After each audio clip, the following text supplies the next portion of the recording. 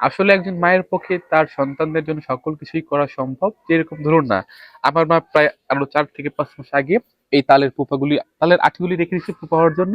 আমরা বাড়িতে সবাই আসবো তখন খাবো। মা কিন্তু ইচ্ছা করলে খাইতে পারতো, কিন্তু মা এখনো খায় নাই। আমরা কবে আসবো সেই জন্য মা অপেক্ষা করতেছিল।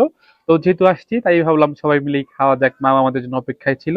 আর এই তাল কিন্তু অনেক, মানে সব কাজেই ব্যবহার করা হয়, এর মানে কোনো অংশটা ফেলানো, এর কোনো অংশই ফেলানো যায় না, সবকিছুই ব্যবহার উপযোগী। যেরকম ধরেন তাল ছাঁস খাই আমরা, পরে তাল থেকে পিঠা বানানো হয়, তারপর আবার এটা পোপা বানানো হয়, আবার এটা জ্বালানি হিসেবে ব্যবহার করা হয়।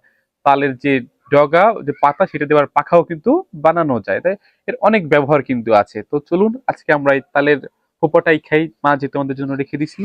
আর এইগুলি কিন্তু অনেক বড় হয়, আমি টানতে উঠাইছি তো অনেকগুলি ছিঁড়ে গেছে। দেখেন এই যে একটা পুরা উঠাইতে পারছি, কত বড় এটা, অনেক মাটির গভীরে চলে যায় এগুলি রেখে দিলে।